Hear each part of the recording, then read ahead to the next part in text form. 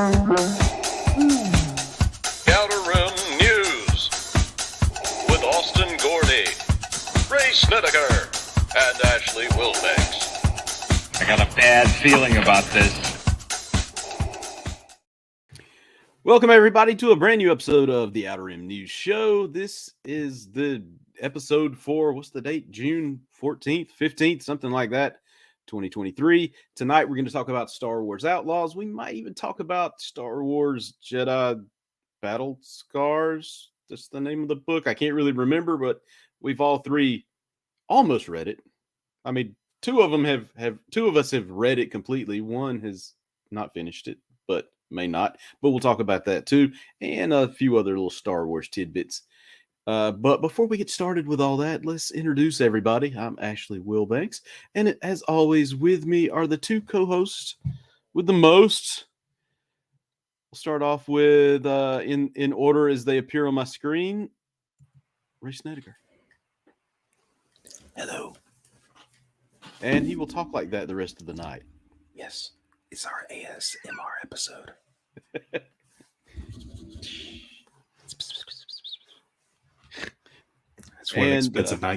That's what an expensive microphone gets you. Yes, yes.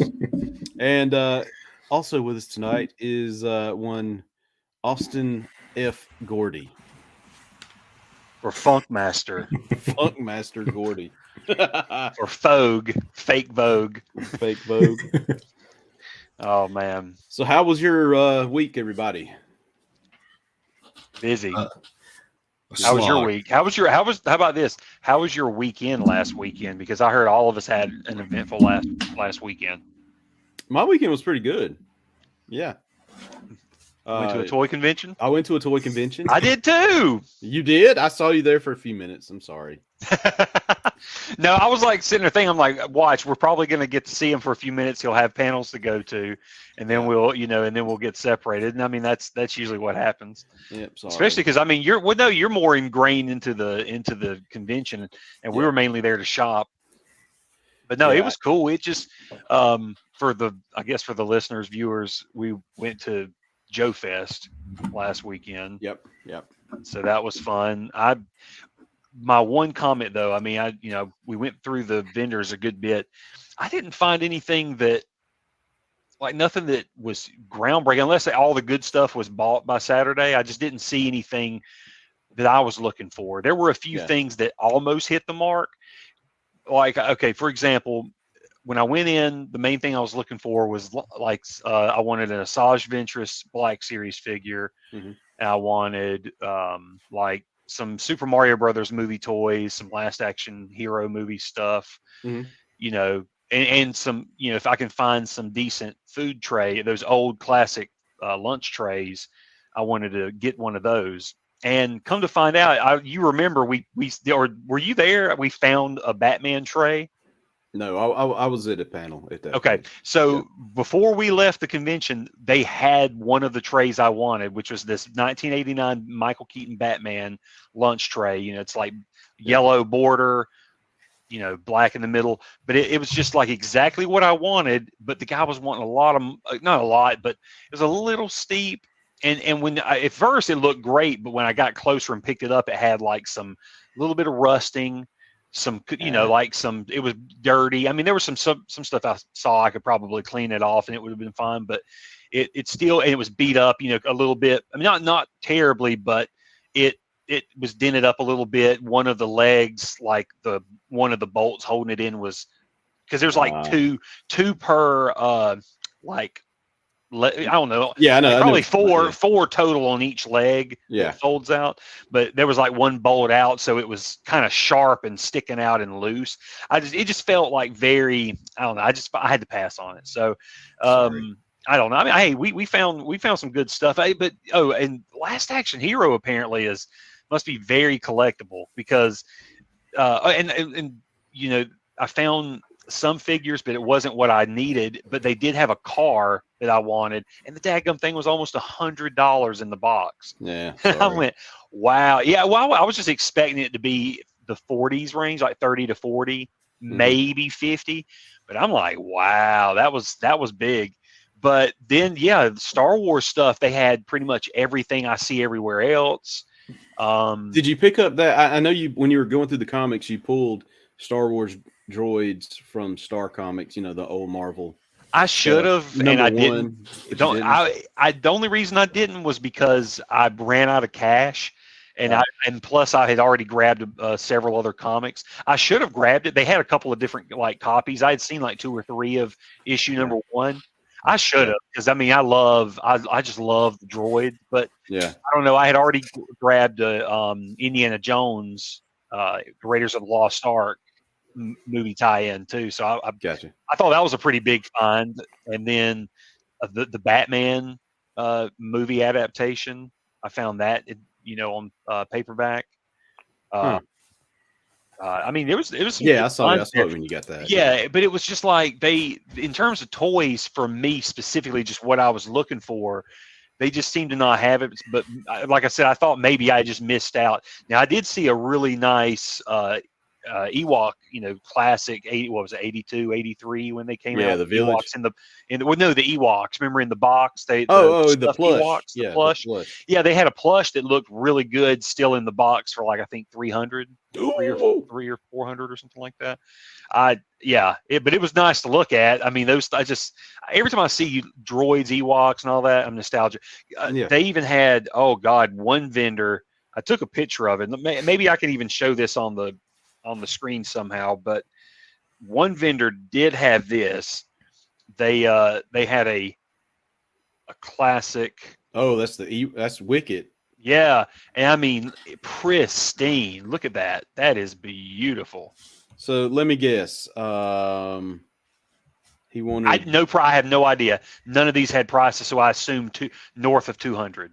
Oh yeah, that easy. That I just thought easy. I would think 1,200. Could be in that condition. It was just, beautiful, beautiful. I just wish they would do a reissue of it, like a recreation of these instead of I want the ones that are coming up are coming up in the box set, but even if they did a reprint of this, man, would be great. I love it. And Ray, what did you think of the Legos that I sent you? That was like a setup of one of the vendors where the Legos was just surrounding him. God, you remember that was insane. Yeah. It was just I'm like, good God. Let me pull you back up. Here, show it. Yeah, I'm just like, that was Jesus. He had a. Oh, that's the minifigures. Yeah. Yeah, it's just a ton of minifigures. Yeah, I was going to say, sorry, trying to. Like a mecha. Damn it. But yeah, I'm like, dang, dude. He was surrounded. So I thought that was really cool.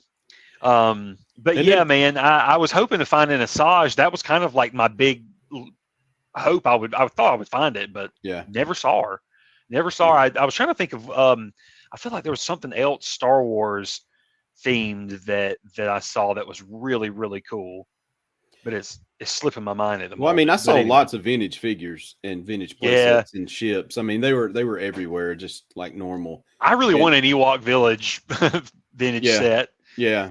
And there was even some vintage carded stuff, some graded stuff that was like super high priced that, this year it felt like some stuff was like, ooh, but at the same time, the other stuff like comics and things was really cool because you could haggle and you could make deals and stuff, especially when you were buying in bulk. We were able to take care of a lot of stuff. Yeah, I haggled. I haggled a couple of times. Well, what was your big event, Ray? You said you had a big. Oh, I did. Well, I said I probably put him on blast, but he told me he got to see something really cool. Yeah. We went and saw Transformers: Rise of the Beast, but we saw it in Pooler's World's Tallest IMAX. Oh yeah. Is that a good theater? That was my first time because I'd been in there. Like regular when we were walking into the theater, my wife and I thought we've been to see the IMAX before. Like I forgot that we've only been in the regular IMAX. Yeah, and they have another one. I think it was built more recently, wasn't it, Austin? This is fairly new. Yeah, it's the world's tallest IMAX. Swear it was like going through a theme park line to find my way to the actual theater. Like they have a whole back area section just for foot traffic to get to that theater. For one theater. It's like a whole giant room with its own elevator, with stairs, escalators. all to get to this big giant theater room, and the theater room itself is huge. It reminds me of like walking into one of those when you've been to like at like Universal Studios, when you kind of get a look at what some of those rides look like, say like the Simpsons rides. If you kind of look out to the side, you can see all the tons of people that are like stacked up all around you. Yeah. And you're just got the giant screen in front of you. That's what it felt like. You walk in and it's like, oh wow, I'm kind of in part of like a theme park ride almost. But you got enough room in front of you, behind you, all that stuff. Yeah, we got. Where you're we not got cramped. No. I mean, the only part is probably has to do with us probably getting older too, because we got seats that are kind of toward the back, but it was so dark inside. We were like cautiously like, okay, where do we go? And I started like looking around. I felt like an old person. And I found like, oh, there are the letters for the row we're on. So we start like going up, finding the seats. But no, not as roomy. Once we found our seats, got our kind of little base set up. It was nice. It was it was a really fun experience. She had a blast. She'd been waiting for this movie ever since she heard like Unicron was part of the plot. Yeah. And she for probably the rest of the night, she was giddy. Like she was so happy after that. Was it good? Was it a good movie? I mean, it was fun. Yeah, it was a really fun. I had a fun time watching it. It's probably the most fun and not stupidly Michael Bay-ish. Right. Because there's a style it's a sequel. It's a sequel to Bumblebee, right? Yeah. It feels like I really wish they would just, because they keep trying to like play this thing like, oh yeah, we still got some years before the Michael Bay stuff. I was like, just say you're different. Screw trying to be part of that continuity, because it's so jumbled as it is. Just start over. You're having fun, and the story was fun, and they didn't do the stupid Unicron thing that they did in the last night where they made Earth Unicron. Mm-hmm. So yeah, Unicron did look pretty awesome. Like, wait, was that Unicron's the giant planet transformer? Was that the one in Age of Extinction, or was that in Last Night? That's right, the Last Night. The Last Night was the weakest one of like the Bay movies. It really felt like it looked great. It was shot. I remember seeing that one in IMAX, and it was shot great. Mm-hmm. And I'm a sucker for the night sequences. It made me feel like, man, Michael Bay, you need to just make a night movie. Like, just make a medieval fantasy movie. Like, not tied to an IP. He almost did. It was called King. He kind of did. He was a producer. No, he wasn't a producer. It was Jerry Bruckheimer. I was thinking King Arthur's probably kind of close to. Yeah, King Arthur movie I would consider that close. Not Gerard Butler. Clive Owen. Clive Owen. Keira Knightley, I would have made the same. Yeah. Don't you do it, no. But no, I mean it's I definitely want to see it. It looks great, and we just haven't even seen Bumblebee yet, so I feel like I need to watch that. So you don't have I'm so behind. I still haven't seen the Bumblebee movie, and I felt like I caught on. I think they made one mention of maybe the events of Bumblebee is just Optimus saying like, oh yeah, you were with that one person for a bit, B, but we got other stuff going on. Yeah. So I think in terms of story and stuff, it was the funnest one I've had out of all the Transformer movies I've watched. The most fun. The action was really fun. I loved the leads that they had. I liked their both of their leads, Noah and Elena were their names. I was going to say, I know that they didn't seem to be very well known actors. They were more like lesser known, but it seemed to me like the movie was going to focus more on the Transformers anyway. So yeah. So I mean, they still have their human stories because the budget can only cover so much when it's live action and you got giant robots around. So, but they had better. I liked their storylines more. Like, I even like these characters right off the bat a lot quicker because they didn't they didn't have to, looking back, Sam probably wasn't the strongest they could have done for a character. They could have done a little bit more with them. Instead, he's just like the nerdy, he's a nerdy, horny kid who wants to get a car so that he can get a girl. That was Michael Bay. Yeah. And then and then Megan Fox, and then later on Rosie Whitley Huntington, they were literally just eye candy. They didn't really have plots of their own. So none of that stuff. That was a great change of pace, and this one was both characters were good. Like, I won't say they're supremely fleshed out, but their motivations, their base characters, they were really good. Like Elena, they didn't try to sexualize her or anything, and he was, and they didn't try to do any forced romance between them. They just and they had good chemistry together. Like they played off each other pretty nicely, but they didn't try any romance, which was a relief also. So it was a really fun movie. Nice. Plus, there's a secret at the end that I don't know if y'all know about. But there was something that happened. I watched at the end. it. I've seen it. Oh, you saw it? Yeah, I was gonna say I was gonna bring that up to you, Ashley, because I thought you might be happy about that. Yeah, I went and saw it Friday. Yeah, last Friday. The G.I. Joe. How did you freak out? A little bit. That was a nice twist. That was like, holy crap. Yep. Dang, I'm surprised you didn't let that slip to me when you saw me. I didn't know if you were gonna watch it, so. I hope to. I mean, I'd like to, but no. I'll tell you though. Speaking of the IMAX, I still to this day had such a great experience with Force Awakens in IMAX. Like that was that the Oh regular? my god! Well, I guess this was before. This was before they built the world's tallest. Yeah. But we went to the IMAX there. It was the same theater, and we got on the news that night and everything. It was for the premiere, but Jesus, I love seeing those events where especially with Star Wars, where the fans are cheering at all the right moments. And and it was that particular movie. It was such a fun ride. So yeah, I could just imagine. And then it said, yeah. Here's another great thing about Rise of the Beast. You didn't have to spend 3 or 4 entire minutes justifying why the boyfriend of the main character's daughter is justified in dating a minor. With to the point that he carries around a card that explains the Romeo Juliet law so that he can feel good with himself about dating a minor.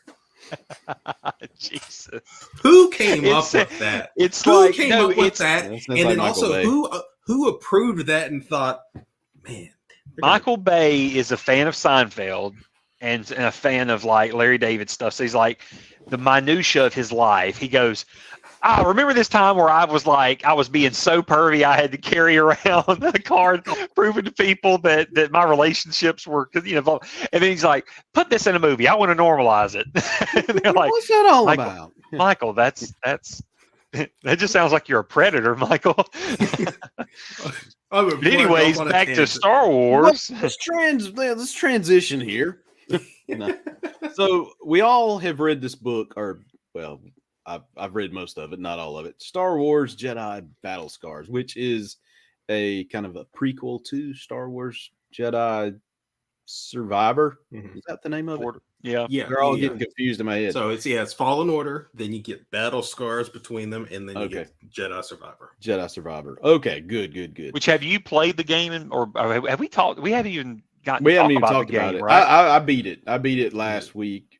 Yeah, and I'm sure y'all have already beat it. Yes, we actually just beat it for the second time. Oh well, look at you! Well, no, it surprises me because I'm like, we finished it. I'm like, all right, so are we moving on to Temple of Doom? No, I was about to say that the new Zelda game, the Tears of the Tears of the Kingdom or whatever. Anyway, I thought we were going to move on to something else, but it was just that great of a game. I'll go ahead and say it right now. The second game, Jedi Survivor, is so good that both me and my wife were like afterwards, we're like playing Zelda, and then she stops. I think she just was like, "You want to?"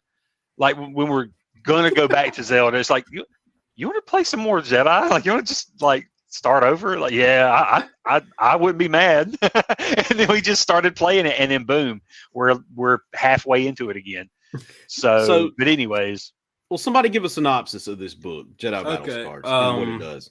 I'll be professional at first. Okay, and give the actual story of what the story is. So the basic story is the crew of the Mantis. So well, before you do that, who's it written by? Let's. Okay. So this is written by an author. I didn't know much about her before the book. I found out about her afterwards.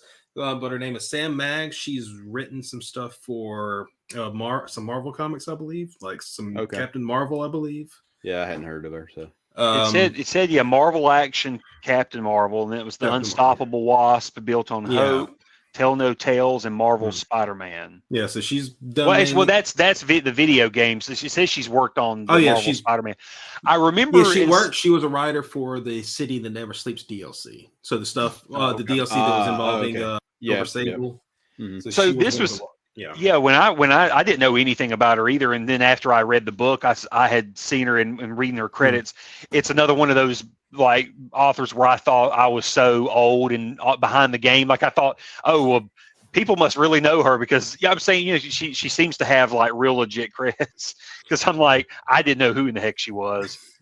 And well, she was also a writer for the remake that is currently in development hell for Star Wars Knights of the Old Republic. She was on their writing team for a while. But she left before the cancellation even happened. I think she was on for maybe like 8 months or something, 8-9 months. And then Didn't she also? I was going to say, didn't she also claim to written the story for Ratchet and Clank Rift Apart, and then that something I think went down behind the scenes there, and she was either fired from the project or she quit the project, and then they took her credit off of it. But it's pretty much she wrote the story or something. I could be getting that a little bit wrong, but I feel like she has some sort of writing or some sort of credit to, I think, the latest Ratchet and Clank game. But anyways, yeah. She's definitely got a comic book and video game background. Yeah, because I'm not trying to go on like a hit piece rampage or anything about her, because I want to just take the story as it is. Yeah, but synopsis.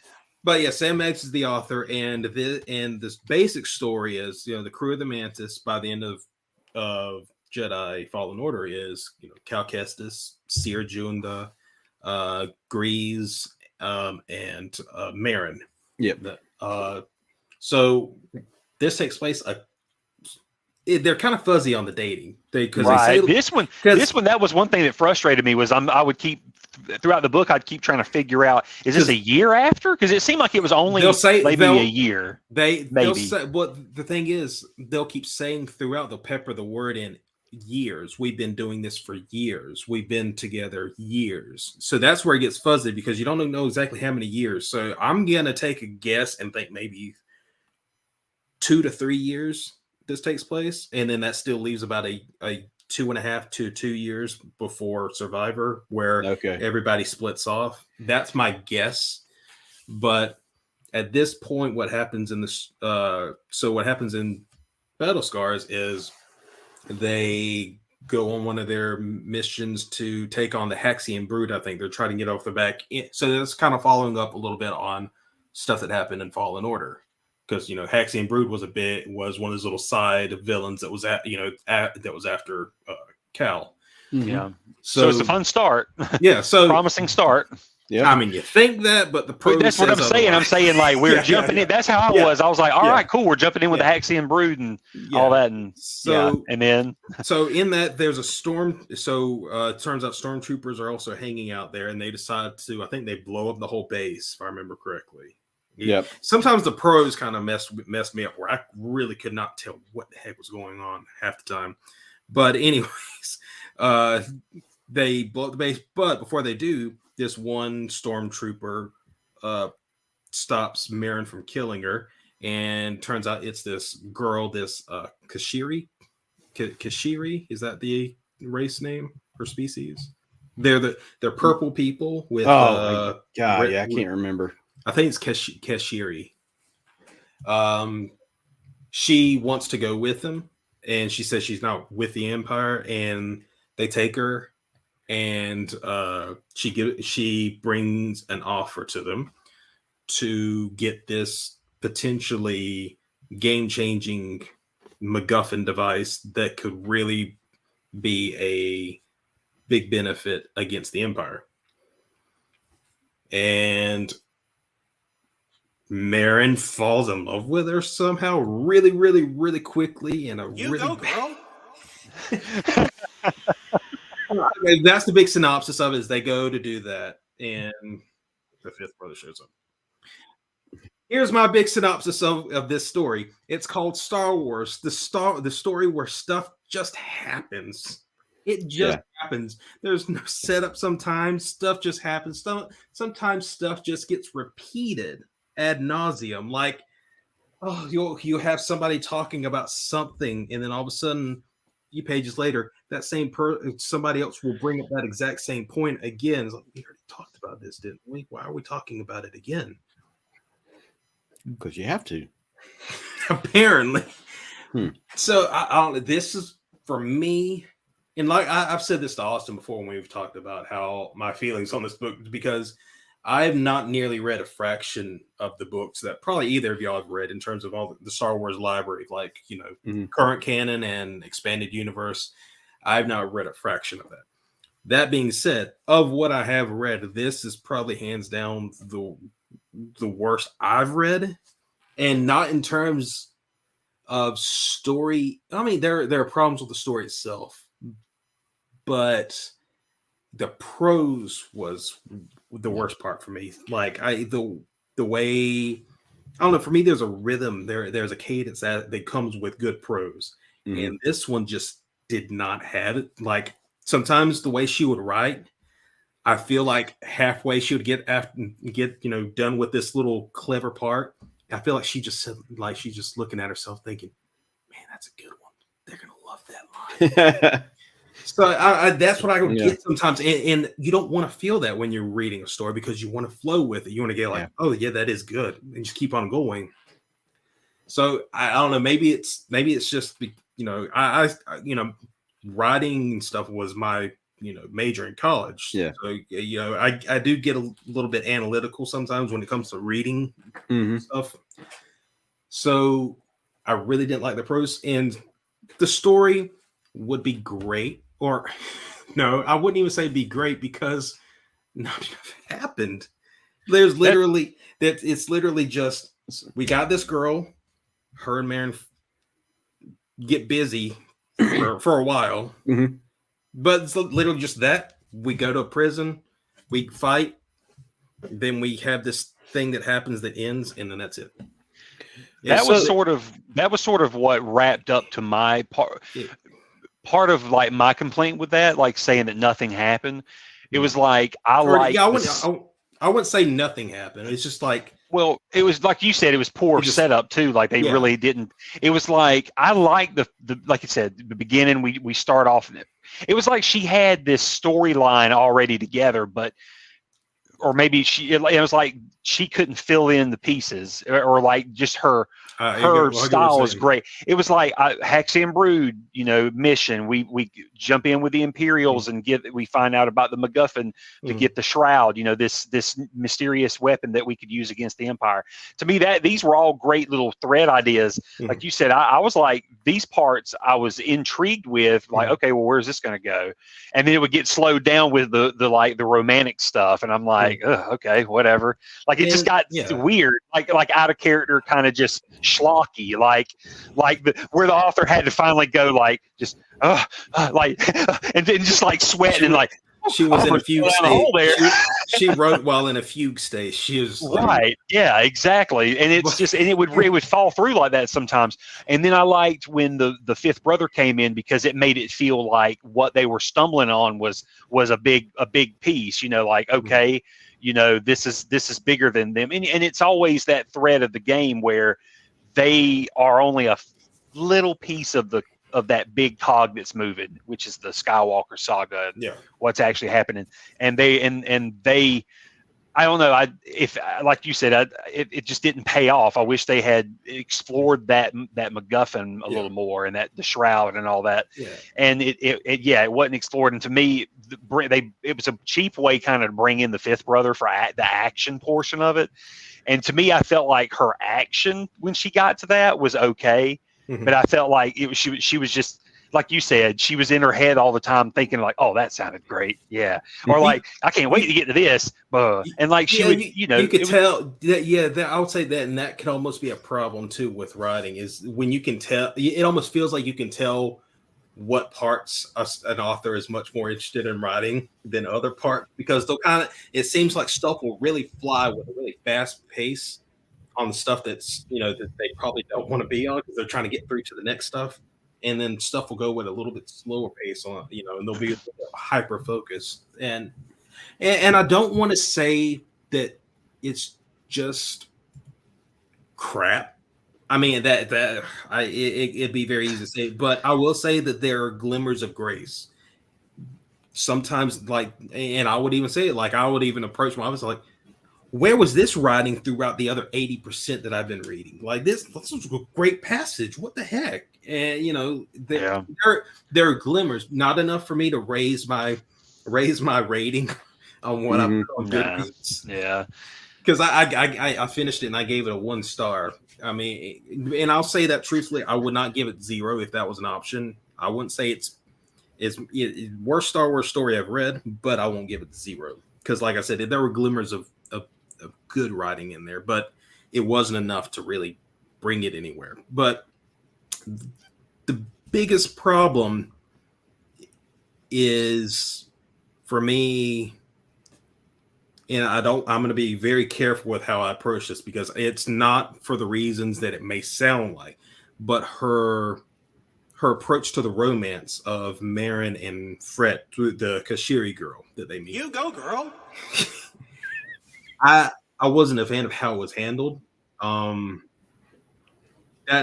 being said, I have no problem with it actually happening. That was, I'm really impressed and, glad that they tried to take that perspective and, of trying to. Or have a queer story in Star Wars, or a love story, And there's part of the problem is that I never felt convinced that they were actually it, because they try to make it so much, it was so much passion, but they always talked about it. And there's a big rule when you're writing, like this was drilled into my skull ad nauseum throughout like my early writing classes. Show, don't tell. That's a big, huge, like that's a big thing you're taught, even in screenwriting stuff, it's always show, don't tell. And that means you don't just, kind of announce, you kind of work with, the medium that you're in to get the point across. You don't just say the point, you get the point across other ways. And it always felt like she was just telling me that they had this connection, but there was no setup to show where that connection came from, because literally we just see Marin just kind of staring like she's got a crush on her already. We don't really get to see them get to know each other. It's just all of a sudden they're in the back room and they're making out. That's it. I never really felt like I never felt like the pacing or the writing for it was handled well enough to convince me that they had the connection that the story keeps telling me that they have. I think that's my big problem with it. I didn't feel convinced. And also that talks into the point I had about Fret. With it, did you feel that character was kind of not the pixie what do they call that? Girl? Yeah, not that, but a version of that you could say where because that version's that character's usually like a girl that comes in and fixes you in some way, right? Is that kind of what it is? Yeah, it's like a sort of a broken girl, but that fixes the guy or something like that. The concept of the manic pixie dream girl is just a cliche type of character that got really popular. I'd say, I would say it almost traces back to like some Audrey Hepburn stuff, like if you think of what's her name, Breakfast at Tiffany's, she's a good early version of that. This is basically the girl who lives by the seat of her pants. She's she lives by her own rules. Everybody in society is just not seeing the world the right way. And she exists mainly to open the protagonist's eyes to like, oh wow, you mean I can run instead of walk down the sidewalk? Wow. Right. So Fred felt like a version of that character, because it was like I know you want me, and I'm here to awaken you, because I know spiritually you've been waiting for me. Okay. It got very forced and creepy, and it didn't feel fleshed out. Like you said, it just happened. You're just telling me. You're saying it'd be great if it was better handled. Yeah, I feel like it wasn't well handled. Like maybe if you could handle that situation, or maybe just write a better situation, Or a better story. I don't know. Well, to me, I mean, it doesn't even flow correctly, right, Mhm. from the end of the first game, because there's this little hint there that there's something possibly happening between Marin and Cal Kestis. Oh yeah, Which leads which into the follows- next game. which follows up in Survivor. Yeah, but here it's just like they take a left turn with everything, and they've been together. It's like for Marin, the X number of college years. Yeah, but they've been together. And that's kind of offensive in a way, isn't it? But what I'm saying is, the book says they've been together for years or on this ship, which they should have a stronger connection. But when the Jedi Survivor starts, he hadn't seen Marin in like a few years. Well, that's why I feel like the book felt like it was closer to the first game. And then like a year or so, but probably let's say 2 years after the first game, then not long after this book, after the events in the end, because the thing about the book is you do see how Grease loses one of his arms, which the fifth brother. That was probably the biggest thing that you would need to read the book to find out about, because that is I was on reflection. I was like, that was like the biggest thing that had going forward to the thing is that he's like, guys, that guy got me. He was mean. So how did he lose his arm? I didn't get there. It's the fifth brother. Okay. Partly Seer's fault, because she's fighting him because he was about to kill Cal. She shows up and she's giving him a run for his money, and then she's holding him against the wall. She's trying to strike a bargain with him for his soul, basically, like, I'm trying to help you here. And I think she gets distracted by Greaves walking in or something like that, and he knocks her aside and he runs at her, is about to kill Seer, and Greaves jumps in the way and he gets his arm just sliced right off. Okay. That's what I'm saying. Like, all the good stuff happens in the back end of the book. It's like you got to get through all the mushy stuff and all the craziness, and then like actual stuff happens at the end, and then it's done. But then does it set up the story about why at the beginning of the game Cal's by himself? No. That's another problem that we get at. Is because the end point of it. It kind of feels like things are just kind of back, like the end of a TV episode. Things are kind of back to the status quo, but introspectively, the characters kind of aren't at the status quo because things feel different for them now. And there's an unsafetyness now which kind of leads into the game, where it was like by the end it broke the family up because of there was no stability anymore. But was Seer gone to not yet. She Jeddah? By the end of it, they're kind of in agreement. They're kind of in an agreement of, we agree that we disagree about how we're going about this, about what is our purpose on this ship, almost kind of, because did they really come to an agreement about anything? Because not really, because at first they were in agreement that we are going, we're like sticking it to the Empire, and we're doing all this. Cal wants to take down the Empire. That's all he can think about. And Seer, she's wanting to continue a legacy. She wants a legacy to continue for the Jedi. She doesn't want the Jedi to just go out like a candle. She wants something to keep burning. And that does, it does seem like this is the first steps toward where we see her in Survivor. Yeah, and also because you saw how she was, she almost went to the dark before, and that influences her character, which I like that part in the book. It influenced her character because she was so hell bent, like just bound and determined that she was going to save the fifth brother. Like you have got to listen, like an addict. Like, you've got to listen to me. And he's just he's like, get your hands off of me. I think it was just so crazy how she couldn't turn him. She could not turn him. Well, I think they mentioned afterwards too that it was also kind of her PTSD from Trilla. Yeah, that's what I'm saying. She was trying that losing Trilla like that. She she had that guilt of like, I got to try to save one of them. I couldn't save her. Maybe I can save him. And he like you get like this dude's like, babe, I don't want any kind of saving at all. Like I love this hat. Okay, I love the hat I'm wearing. He's like, I inject the Kool-Aid into my veins every morning with my Wheaties. He's a goner. He's got no thoughts about like yeah. But they just don't. But yeah, other than that, it's like then it just kind of abruptly ends with them sort of. It's sort of like it ends with them all kind of. It's sort of like the events in the game is the start. It's almost like the start, the crack that starts to form in the armor. And that finally somewhere later on a better book would or a better game or something would be written or created to give you that ending story of how they were all shattered. But I did like how they in the game you had those flashback moments. It sort of felt like they were closer to the time period of the game of the book. Sorry, of the book. So that.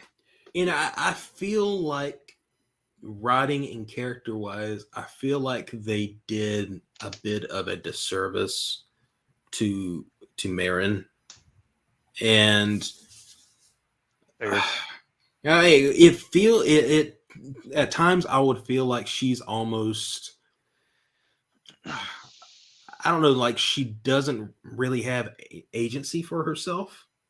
Like she stays so good, like so many times throughout like the story, she's angry or she's googly-eyed about Fred.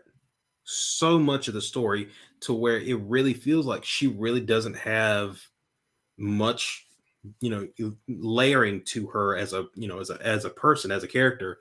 Other than that, because that's all that we really get a good focus on is either she's angry and ready to kill someone, like when she's about to fight, or she's like, oh, I can't stop thinking about Fred. She's my soulmate. Well, the thing is, they depowered her at the beginning of the book, and it's like that wasn't at the end of the game, the first game. Yeah, or they kind of say it was like, I guess they were kind of trying to hint that she'd been having, I guess, PTSD after the events. Like, and it's kind of affecting her. She was Spider-Man 2-ing. Yeah, I guess. Pretty much. It's like, I'm so hurt that like my webs don't go anymore. So, and that in itself isn't bad. Like, I don't like the idea, the concept there of her having a mental block that's messing with her abilities, and Marion and Fred being this key to kind of helping her get over it. Is a great concept. It just was not handled well. It was really handled poorly. Yeah. It's it handled it in a 1-star fashion. Well, yes, and I agree with Ray. I'd probably be a little bit nicer. I'd give it about a 2 stars for the some of the story, and for the back 9. I mean, but, I can give you notes. I took notes sometimes. Yeah, I was going to say. I do. I will say though, when I read it, it did feel very like amateurish, and I hate to say that. I'm not. Well, maybe that's a strong word.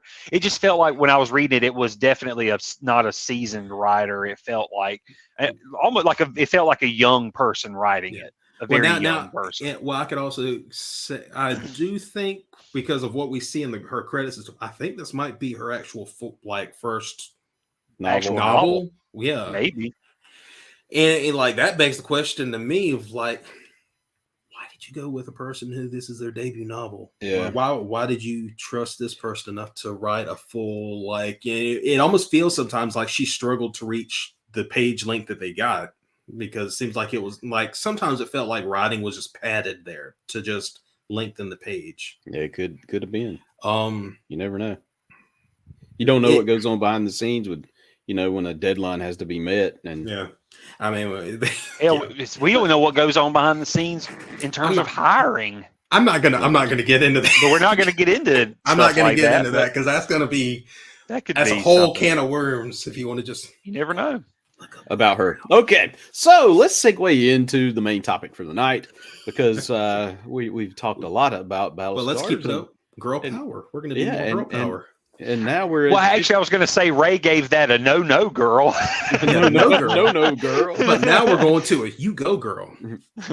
All right, so this past week we got a look at the brand new or the upcoming game Star Wars Outlaws from what company is it? This is Ubisoft. Ubisoft, that's right. Massive Entertainment, I believe. That's right. Is the developer. This is supposedly an open world game that features the main character is a smuggler, and it takes place in between Empire and Jedi. Or is that right? Well, no, it looks like it's right on the cusp of Return of the Jedi. So I would say probably, it would within the probably 6 months. I would say before Return of the Jedi. And they let you know in the trailer because you see Han Solo in carbonite being delivered to Jabba. Yeah. Oh, okay. I didn't even see it. Well, yeah, it's real quick, but yeah, you do see it. Let's take a look at the trailer. I'll pull it up right quick, and we will get this. Can I say this though? Did anybody, when you heard that this was open world, did you wonder if it was just going to be one planet and it would just be a big exploration? And I was wondering. I'm like, is this going to be? And then when they revealed, I screamed. I was like, yeah. I think we'll get into that too, like, because I do have my thoughts on that. But it was very No Man's Sky-ish, is what it felt like to me. It was definitely taking notes or taking cues from that. But go ahead. Okay, so I'm going to start it. If at any point you want me to stop it, just tell me. Tell me. We'll go ahead and play it. These are dangerous times. At least that's what I hear. We play on it? We will. The Empire? They're everywhere. Oh, that looks good. All I'm telling you, the graphics of this game. See, here it is right there. Oh yeah, okay. I didn't even pay attention. See, it was real quick though. I mean, it was real fast. The Sullust. You saw Sullust there. Yep. I wonder if we'll get to go there. I want to survive. I have to play their game. Oh, I love the design of this creature too. I want one. Nix, I think is his name. You look at Looks him. like I'm all in. Like his face is very based on a axolotl. She's in here somewhere. On second thought, I'm out. Pause it. That moment right there, I love when she said, like, on second thought, I'm out, and she just grabbed the coins and shoved them in her pocket. That's now it's like I smiled and just like I was thinking of like Uncharted. That felt like a full Nathan Drake move, and I love that. Right. Yeah. It kind of reminds me of a Han Solo move. Yeah, that too. Yeah, no, this is definitely a promising character. Mm-hmm. Yeah. There she is.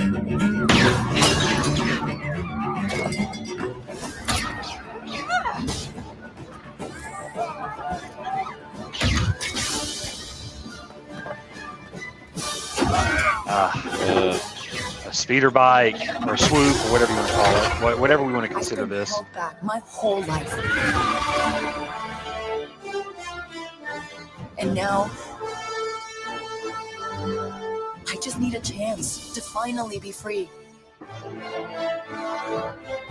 This right Wherever here. that takes me. Say it again? I was going to keep going. I was going to say this part. Okay.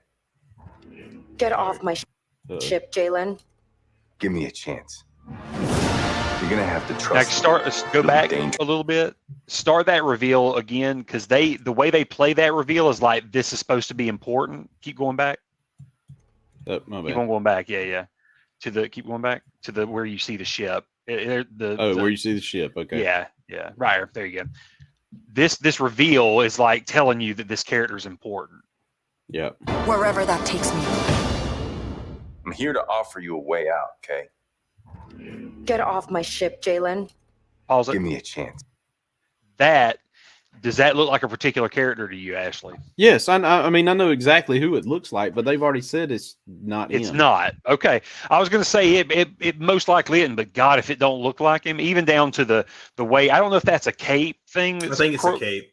Yeah, it's like doing it, but it's like it just looks like it's almost an homage to him. But God, if they call him to be Kyle, just an undercover Kyle, because it would make sense, because he's part of Imperial Intelligence, and it could be. I mean, it could be they're just throwing us off too by saying it's Yeah, not but Alcatraz. it also would make sense if they didn't want to really go that route because of it being like somebody else's character and IP and all that. Like they don't want to reuse characters, but that would be cool anyway. It's weird how they make that. They were really focusing on that reveal, like we're supposed to know who Jalen is. Oh, I got his CDs. Oh, Jalen. Jalen. Anyway, go ahead. Sorry. You're gonna have to trust me. It'll be dangerous, risky. But if you pull this off, you'll never look over your shoulder again. That right here, that looks so cool.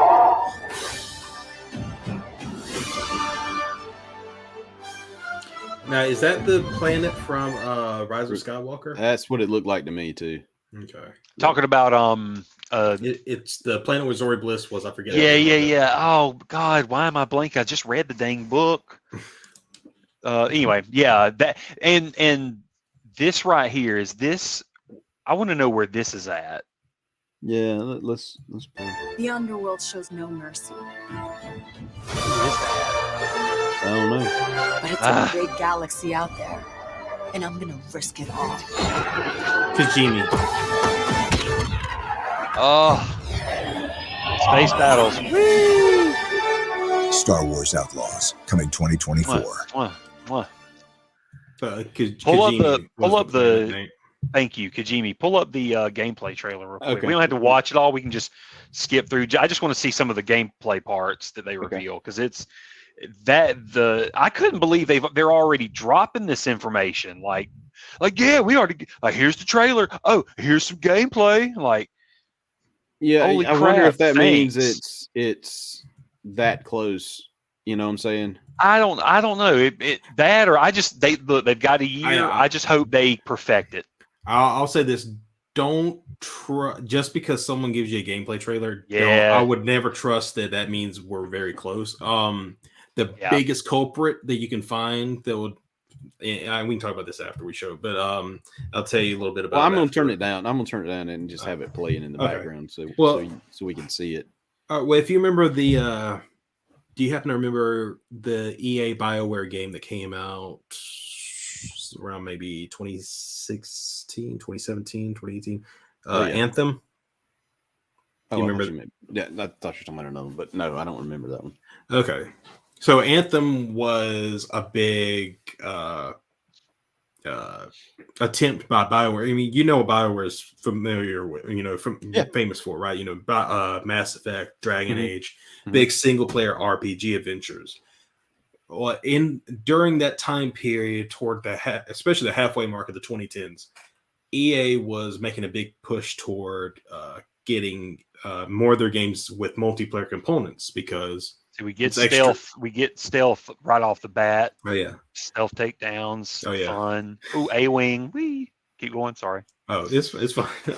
At that time they were pushing more multiplayer components, and even in games that didn't really need them, because for them multiplayer means continued life for a game, and that means continued income for them because they can continually make DLCs, people to continually keep buying.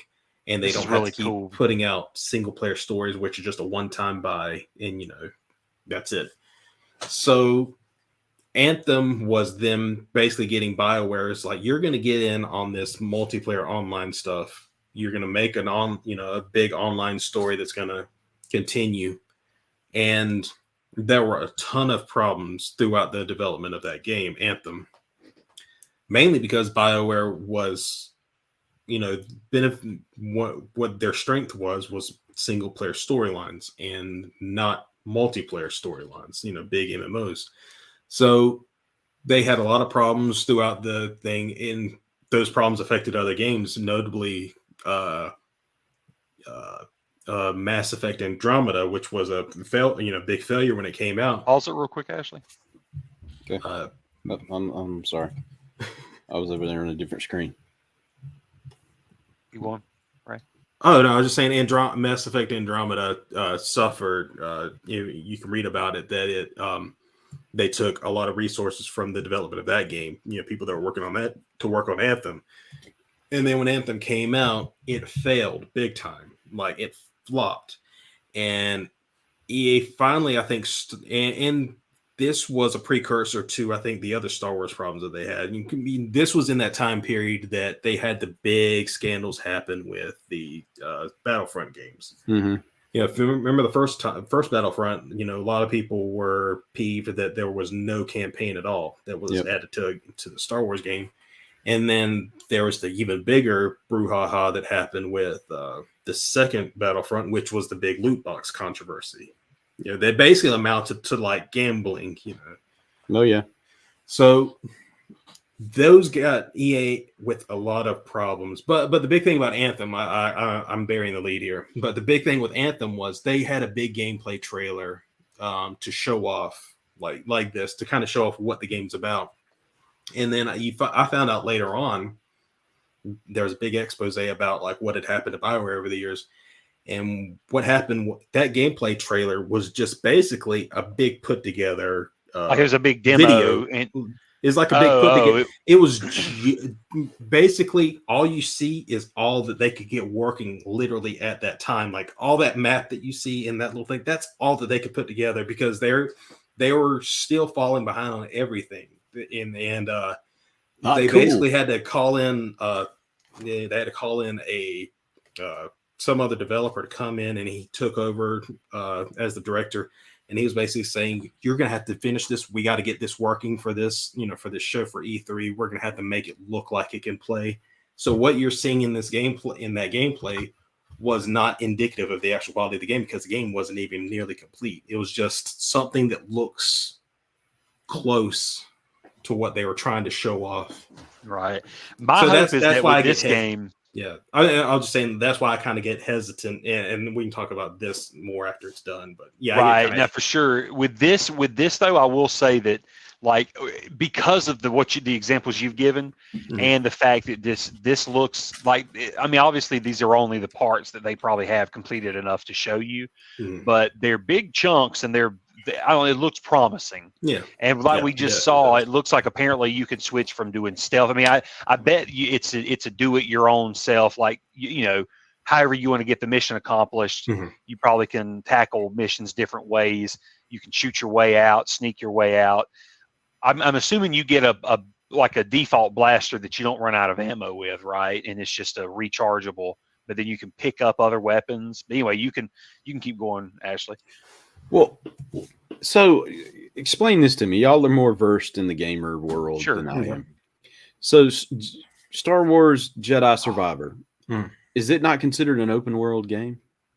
It's the way it's because first off, it's a newer kind of gameplay where it's like they call it like Dark Souls games where Soulsborne. Yeah, where it's kind of like it's more of a challenge game. So that's why, like with Jedi Fallen Order and Survivor, you can beat enemies and stuff, but you have limited amounts of health things, and if you die, you have to start back at a save point, and enemies respawn and things like that. It's all because it's all challenging, and the maps are like these open, like not open world, but there's these certain open maps that you kind of open up. You have to explore, and you have to level up to get to other places that you couldn't before, that you couldn't reach in the map before. Because it's similar concepts, but with open world, it's sort of like I can do this whenever I want.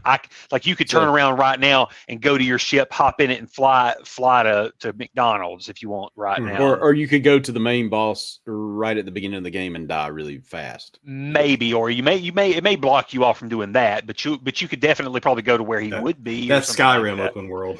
Yeah, or Zelda. That's Zelda open world currently, where you could do that and get your butt handed to you.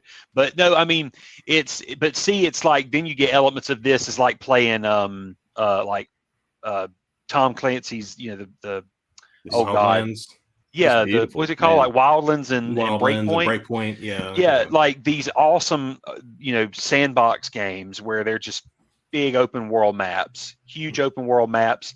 And there's so many different ways you can, you traverse it and you do the mission, you just have like weapons and things like that.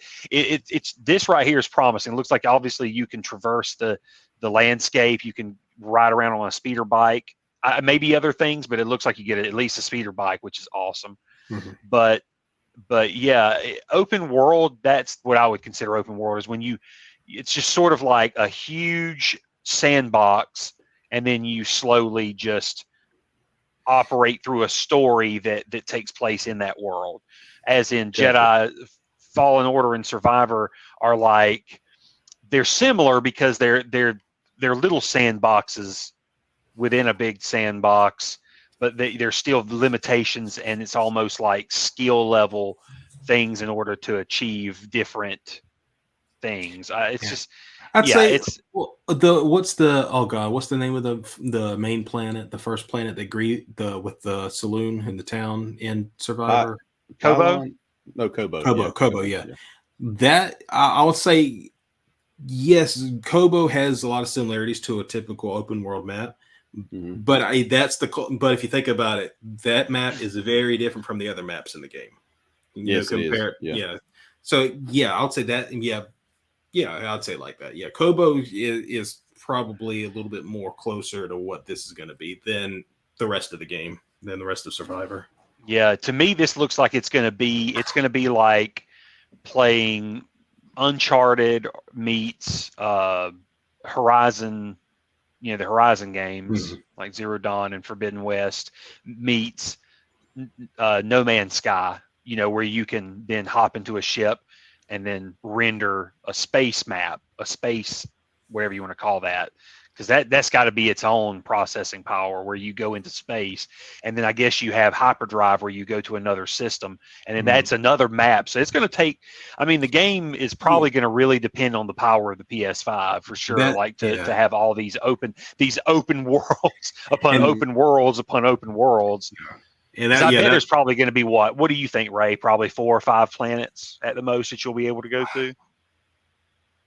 Yeah, that's a good question. Like, that's part of, like, I think when we all texted about it, and especially after the gameplay trailer came out, I love everything I see in it, but at the same time, I have to temper myself because it's. And see, I love that interaction. I love this. What you wanted, right? She just walked away from bribing that damn Imperial agent. I loved how fast. I loved the little detail of her face appearing on the screens, on the hollow screens. Did you notice that? Oh yeah.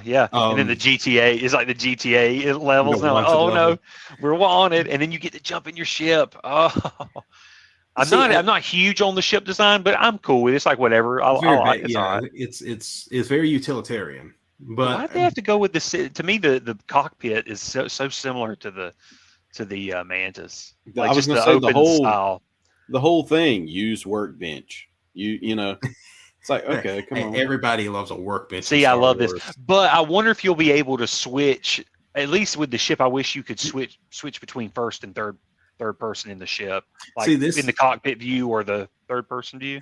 Yeah. Well, see, this is where I'm wondering how ambitious they're promising right here, because they're promising a lot.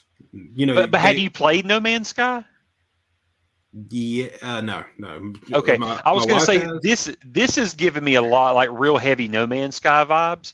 So if it's my assumption is that they're probably using a similar engine or something to that here when they get to space, or the transitions into space uses similar mechanics. I'll be surprised if they do that.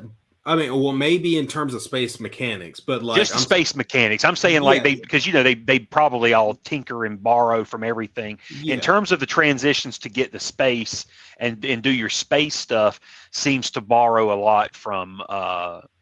It seems to borrow a lot from No Man's Sky, which I'm totally fine with. That just means that they've definitely got to have space rendering. You'll go to different systems that have like the planet or planets that you can then fly to, but it's got to be limited.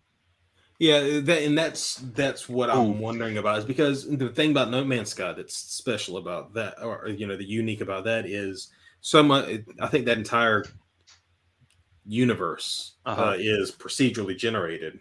That means like stuff no two people would play the same game, and Right. that's Oh, yeah. obviously not going to fly with Star Wars. Because everything is established, or everything needs to be established. So if one person goes to this place, everybody else needs to be able to go there and find that exact same thing, because it's all following the same lore and the same canon.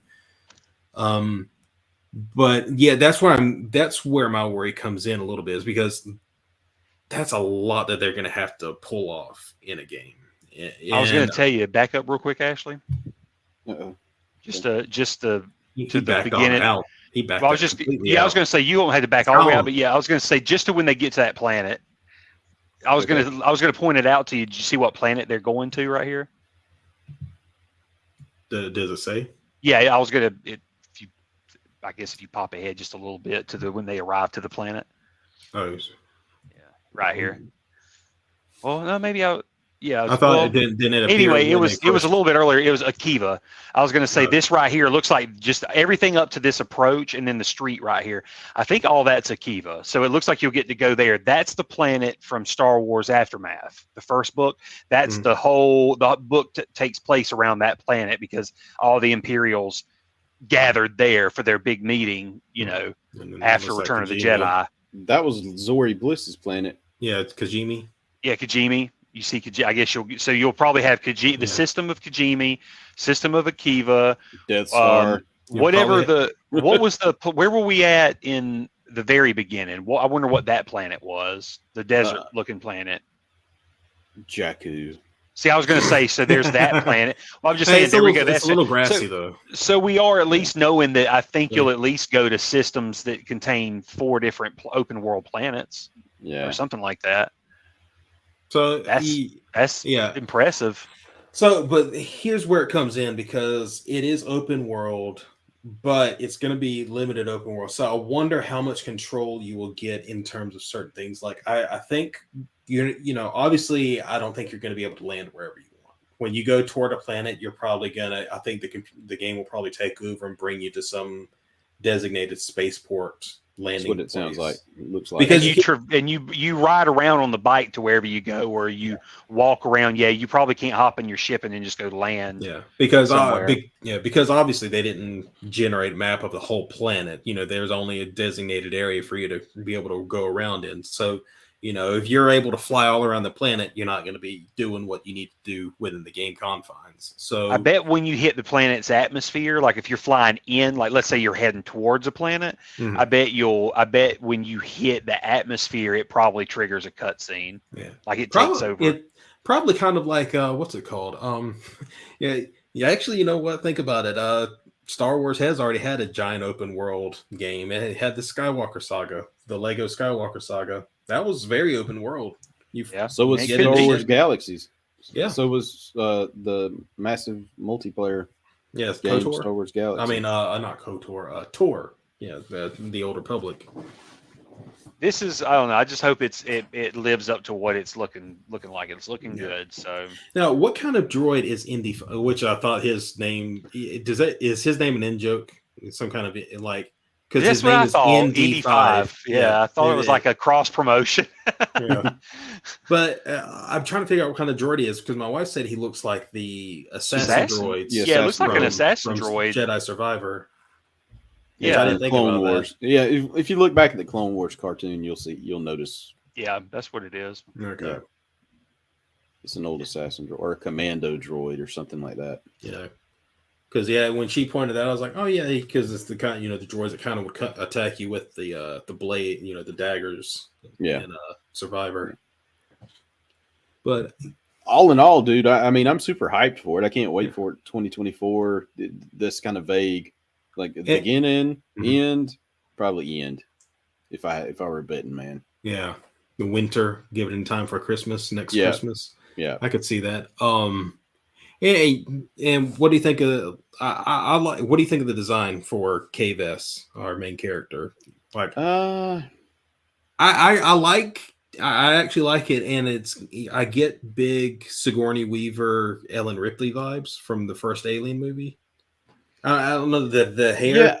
It kind of has that retro vintage look of like that time period. Yeah, it sort of does, but it looks a little newer than that hairstyle to me was like late 80s. Yeah. And if you look at Return of the Jedi, that's early 80s. And I know Lucas tried to keep it where it doesn't look like it's of a particular time. But I mean, if you look at the hairstyles of some of the characters, yeah, it does look like, I like it. I do like it. I have heard that you might be able to customize her a little bit, kind of like you can customize Cal's look in Jedi Survivor. Yeah. So obviously you'll have a bunch of videos of people giving her the most ridiculous look possible. Oh yeah, I imagine. But I mean, it looks fun. I mean, yeah. I really can't wait.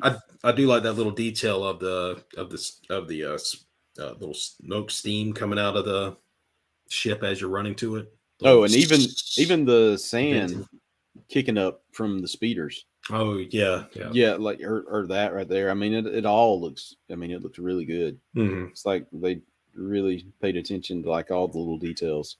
Yeah, and of course, here's probably just a loading screen, even though you don't realize it.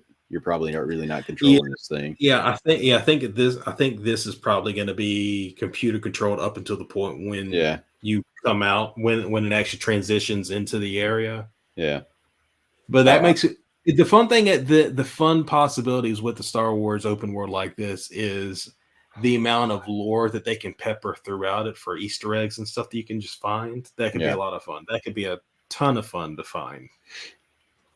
Like I just look at all this debris and I just wonder, I wonder if you might get a little story, like a little side mission that involves you kind of searching out this wreckage of whatever this is, and you find some, it kind of reminds me a little bit. It kind of reminds me a little bit of a dead droid control ship. Man, it's still a little too square. Everything. Well, it looks like the square sides is in the area where you had to go through the hangars, like where Anakin. I got you. But it's not okay. Yeah, look. If you look down, look at where my mouse is. Like, let me scroll back a little bit. You could be right, because looking if you look out past there, like right in here. Oh yeah, you can kind of see that maybe it was circular right in there, and it's just blown apart. So maybe you're right. because it does look like a giant little hangar base shape. Yeah, maybe you're right. Tunnel, but I'm excited for the possibility. I'm trying to temper my expectations because it is very ambitious. All the stuff that they're promising in both the trailer and the gameplay, but if they can deliver, they'll have a winner. I'm also just kind of relieved that we're getting a big Star Wars release that's not under the thumb of EA, because although Fallen Order and Survivor were great, it took so long for us to get to those games, considering they got that exclusivity the exclusivity contract in probably 2015 I think, right after they got bought, right after Lucasfilm got bought by Disney. They secured that, and it was a 10-year exclusive contract. And then their first two big releases, Battlefront and then Battlefront 2, had such a bad time with all the problems that occurred around them. Much more so the second time around that Disney actually, I think someone with Disney at Lucasfilm actually had to have some talks with EA about how they were handling their IP. And I think that's probably why we got Fallen Order, which was an exclusive single player game, which at that time was kind of unheard of for EA, because they were going all cylinders on, we need multiplayer aspects in everything we do. Yeah. And there was also the other infamous thing that they had done was there was the Battlefront 2, but there was another game that was being planned, and we've talked about this before, the Visceral Games Star Wars game, Project Ragtag, I believe, made by headed by Amy Hennig from the Uncharted games. Oh yeah, we talked about that. Yeah, and that's kind of and you can kind of see some of that DNA in this. It feels like because it was going to be very much like Star Wars Uncharted. So and that was going to be very single player focused. And then EA ended up scrapping that because it didn't have enough of a multiplayer component for them to justify its existence. So that ended up getting scrapped. And in doing that, they ended up killing that developer altogether, Visceral Games. So They killed him? They shut down. Yeah. Oh, I thought you were just in shock. Like killed her. No, I was throwing you the ball. I thought you were gonna be like, yeah. They literally held her down and like shot her, ended her existence. That corporate entity. All right, so let's wrapping this up. I mean, final thoughts. I'm totally down. Okay. Yeah. Okay. Battle Scars, down. Outlaws up. Yeah. Battle Scars down. Battle Scars bad. Outlaws good. That being said, go play Survivor. Survivor is a great game. Yeah, Survivor is a good game. It is a great game, and we'll talk about that. We'll wrap that up next episode, maybe. Yeah, I was gonna say that was oh wow, what a game. Yeah. All right, Halls. So we got Halls. We got Halls. I don't know what else do you got. I don't have Halls. Do you have Halls? Anything else you want to talk about? No, not really. No, I'll just save it. It's okay. It's fine. But no, I was gonna say I think I have Halls. Okay, well go ahead. You don't have anything, Ray? No. Okay, cool. Well, I think we might have showed this in our other show, but like, yeah. Well, first off, I've got, speaking of Fifth Brother from earlier, I was able to get the Fifth Brother Black Series figure from Macy's. Thanks, Macy's. Does he come with Grease's arm? No. I wish he did. He comes with Vin Diesel saying he comes with a figure of Vin Diesel saying he's in my family. He's my family. Speaking of, I want Black Series figures of the whole crew, but especially Grease. I want Grease. Fast and the Furious. I was gonna say like, you want the Dom Toretto Black I'm good. The family series. The family series. Dom. But no, man, I was in I was out of town recently and was able to pick up the Grand Inquisitor. Oh, sweet. Yeah, nice. That was the main one I've been looking for. I've been wanting some of these Inquisitors, but the Grand Inquisitor was the main one I wanted, just to go with my Rebels figures. Because I've got Thrawn, but obviously he's in the box. You can see him. Oh wait, I do have Halls. Thrawn. You keep going. Yeah, but so I found him, but then also got this little treat at Ollie's, which is awesome because I never saw him anywhere else, but was able to get Saw Gerrera. So he'll throw you and give you to Borgullet. Yeah, I love his mouth thing works too. I mean, he can put it up to his mouth, and then because if you want to, you can pull it up. Like looking at him up close, I can see why they felt justified in making him a deluxe figure. Because he's got a lot. He's got a lot. It looks like every piece of him is a unique asset. Like they had to make every piece, and nothing is symmetrical. Yeah, look, even the feet. I mean, he's got some droid foot, and then his sandaled foot. I mean, it is a lot of pieces on here, and then all the stuff. Yeah, I mean, it's crazy. Yeah. Even the little hook right here. See, it's just kind of attached in there. I haven't pulled it out or anything, but it's just like hefty? It's connected in there. And he is. I mean, he's fairly hefty. I'm not saying he's big. I still feel like when you pull him out and look at him, he still should just be a regular Black Series figure. But he does, he does have like a lot of unique parts on him. But yeah, that was all I had in terms of my hauls. But yeah, I've been trying to grab up Black Series figures. I want to go back and get. There was a Luke Skywalker figure, the one that Ray has. It's the the robe. I don't think you showed him. Have you showed? Yeah, I don't think you showed him on this show. You showed him on the other show, I think. Oh yeah. I guess I